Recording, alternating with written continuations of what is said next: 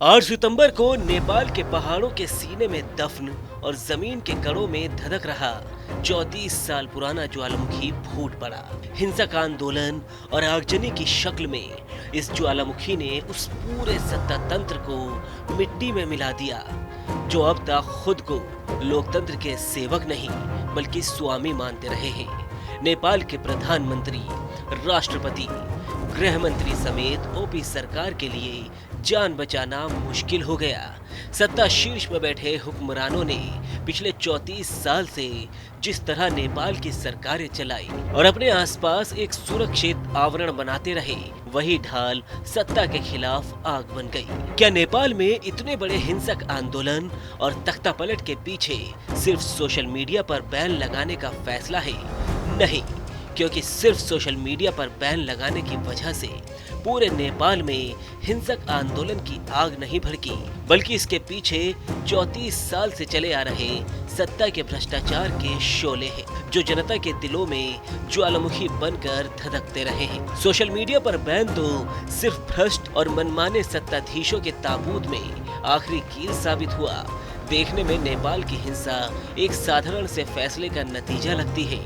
घटनाक्रम ये है कि नेपाल की ओली सरकार ने 3 सितंबर को सोशल मीडिया की 26 साइट्स पर बैन लगाने का फैसला किया। इनमें फेसबुक, इंस्टाग्राम और यूट्यूब भी शामिल थे। नेपाल के सूचना मंत्रालय का स्पष्ट दावा था कि इन सोशल मीडिया प्लेटफॉर्म्स ने सूचना मंत्रालय में रजिस्ट्रेशन नहीं कराया है। साथ ही इन प्लेटफॉर्म्स का प्रयोग सरकार के खिलाफ दुष्प्रचार और जनता को भटकाने वाले कंटेंट को प्रचारित करने के लिए किया जा रहा है। नेपाल सरकार ने सभी सोशल मीडिया कंपनियों को 28 अगस्त से 7 दिन की समय सीमा दी थी, जो 2 सितंबर को खत्म हो गई। इसके बाद उस बैन का असर दिखने लगा। सिर्फ 5 दिन बीते और 8 सितंबर की सुबह से ही नेपाल सुलगने लगा। इसके बाद युवाओं की भीड़ कब हिंसक हो गई, कब सड़क से शिफ्ट होकर उग्र युवा संसद में दाखिल हो गए और कब युवाओं ने हथियार उठा लिए, किसी को समझने का मौका ही नहीं मिला। सिर्फ 72 घंटों में नेपाल की आग दुनिया के हर कोने ने महसूस की। इस छोटे से देश का यूं ज्वालामुखी की तरह फूटना जन आंदोलन या क्रांति की सामान्य घटनाओं से बिल्कुल अलग है।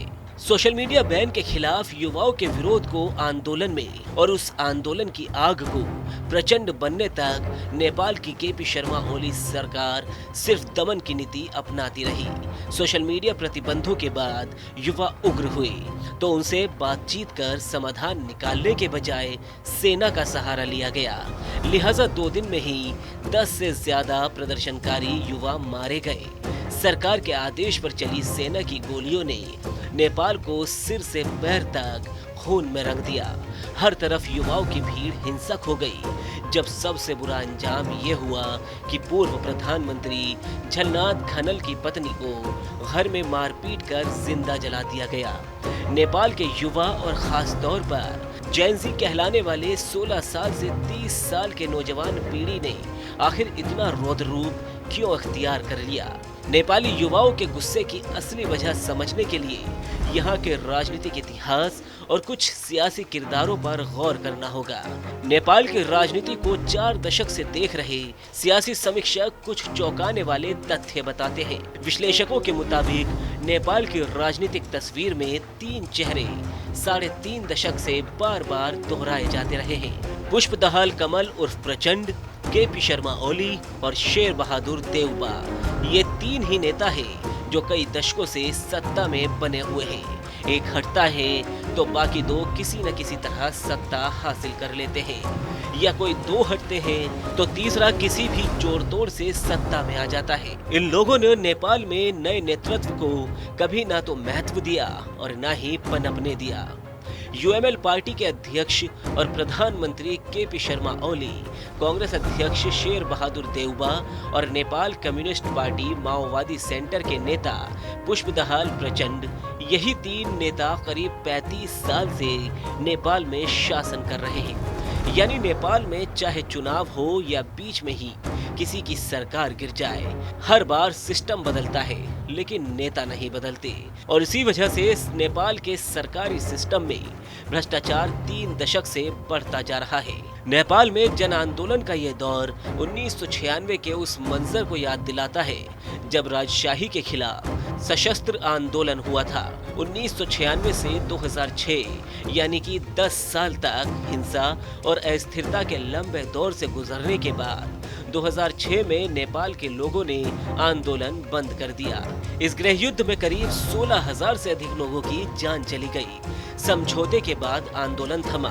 माओवादियों ने 2008 में जीत दर्ज करते हुए 240 साल पुरानी राजशाही खत्म की। इसके बाद माओवादी नेता पुष्पदहाल प्रचंड ने नेपाल की सत्ता संभाली। वो नेपाल कम्युनिस्ट पार्टी माओवादी सेंटर के अध्यक्ष और वर्तमान में नेपाल संसद में विपक्ष के नेता हैं। प्रचंड 3 बार नेपाल के प्रधानमंत्री रह चुके हैं। पहली बार 2008 से 2009 तक, फिर 2016 से 2017 तक, तीसरी बार 2022 से 2024 तक उन्होंने पीएम की कुर्सी संभाली। नेपाल के बड़े राजनीतिक दलों और उनके सत्ताधीशों ने देश में लोकतंत्र को मजाक बनाकर रख दिया। सत्ता और भ्रष्टाचार के लिए कोई भी दल किसी से भी हाथ मिला लेता है ताकि या तो सत्ता बनी रहे या वो सत्ता में आ सके। वहीं नेपाल की जनता शिक्षा, स्वास्थ्य और विकास के सपने को हर बार बिखरते हुए देखती रहती है। लोगों का कहना है कि 10 साल तक चली माओवादी क्रांति ने सत्ता का चेहरा तो बदला, लेकिन राजशाही को लोकशाही वाली व्यवस्था में तब्दील नहीं कर सके। इसकी वजह से जनता आज भी चुनिंदा हाथों में सत्ता सौंपने के लिए मजबूर है। 2006 में थमे सशस्त्र आंदोलन के बाद की बात करें तो पिछले 17 साल में 14 प्रधानमंत्री बदल चुके हैं। 2006 से 2025 तक नेपाल में 14 बार प्रधानमंत्री बदल चुके हैं। इस दौरान पुष्प कमल दहाल उर्फ प्रचंड, माधव कुमार नेपाल, बाबूराम भट्टराई, सुशील कोइराला, केपी शर्मा ओली और शेर बहादुर देउबा जैसे नेता सत्ता में आते जाते रहे हैं। पिछले 17 साल में कोई भी प्रधानमंत्री अपना कार्यकाल पूरा नहीं कर सका। नेपाल की राजधानी काठमांडू में केंद्रित हिंसक आंदोलन में 10 सितंबर तक 24 आंदोलनकारियों की मौत की खबर है। प्रधानमंत्री और 5 मंत्री इस्तीफा दे चुके हैं।